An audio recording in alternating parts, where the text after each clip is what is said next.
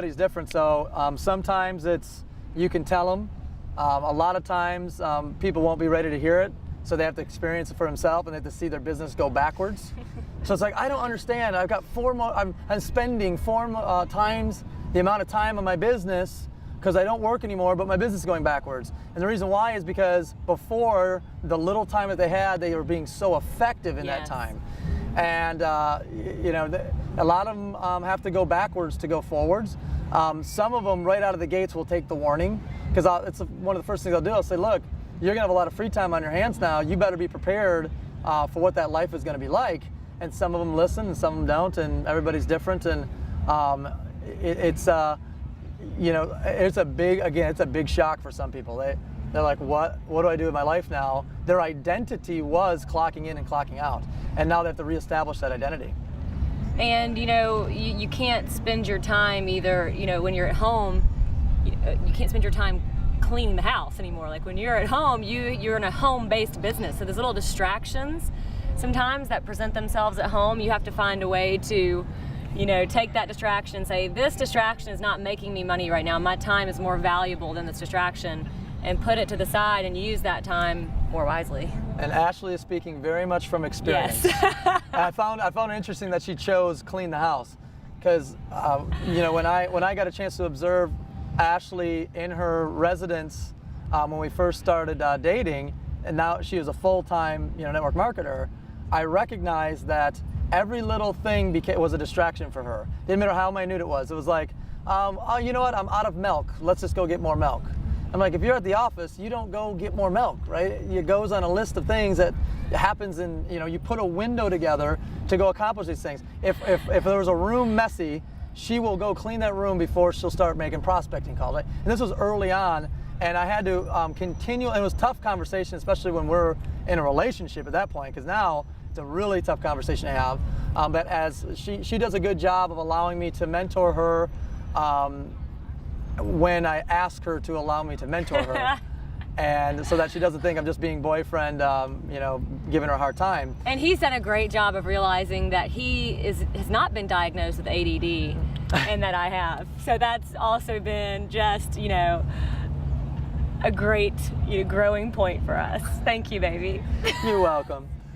And I will definitely say that half of that, her challenges are the fact she does have severe ADD, but the other half is, moving from a corporate world into an environment where everything now you have the freedom to do. I have the freedom to work out now. I have the freedom to go get an ice cream cone now. I have the freedom to go mow my lawn now. I have the freedom to wash my dishes now, and I have the freedom to make calls now.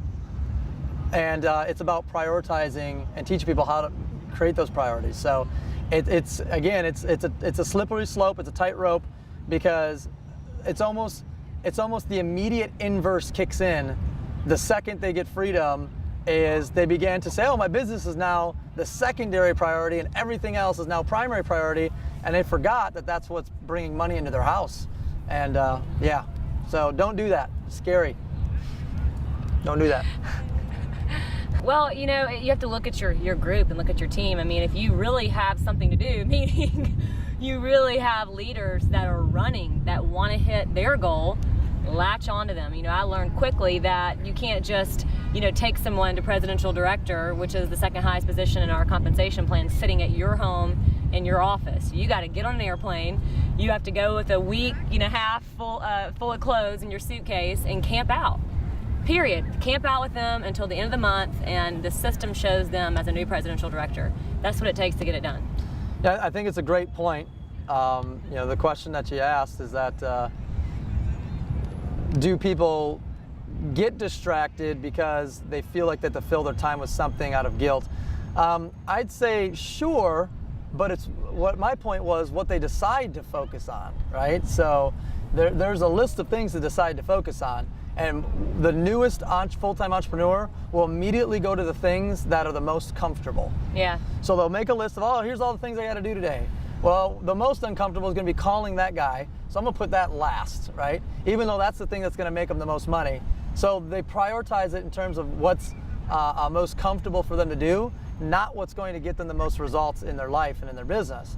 And I think there's there's definitely two types of distractions. There's life distractions, and then there's, you know, daily distractions. Now, life distractions is a whole other thing, right? This is, hey, there was a car accident. Hey, somebody's sick in the family. Hey, somebody passed away in the family. Hey, this happened. Hey, that happened. And those things, by definition, are called life. Yeah. And life happens to everybody. And it's about navigating through the roller coaster of ups and downs to be effective in your business still at the same time. And those are a whole different type of distraction. But we don't have a problem with rewarding ourselves.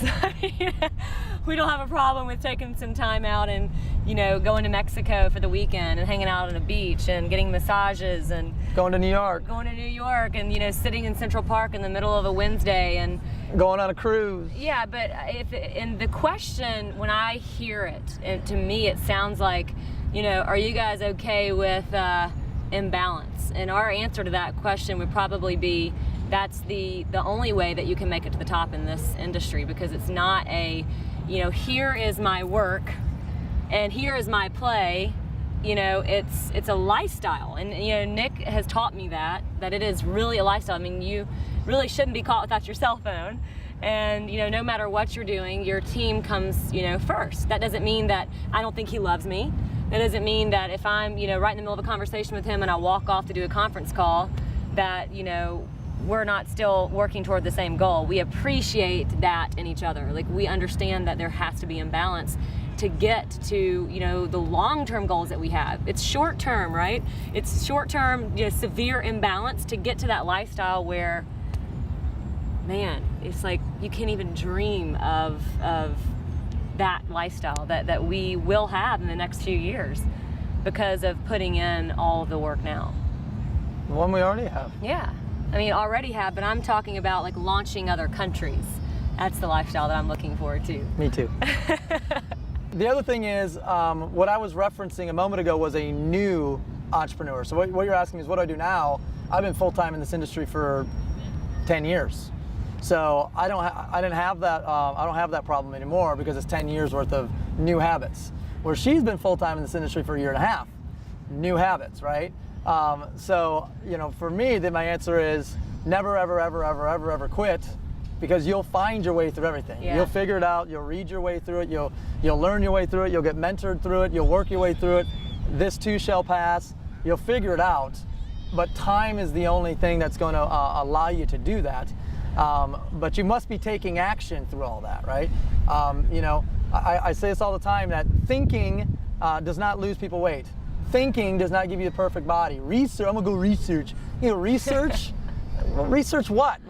You need to research why you're eating double bacon cheeseburgers and you're 30 pounds overweight. That's what you need to research. You don't need to research a shake that's gonna lose you weight that costs $1.50, right? You know what, all of these things, thinking about it, researching, analyzing, hoping, wishing, all of that is flat out, it's a cover for procrastination, period.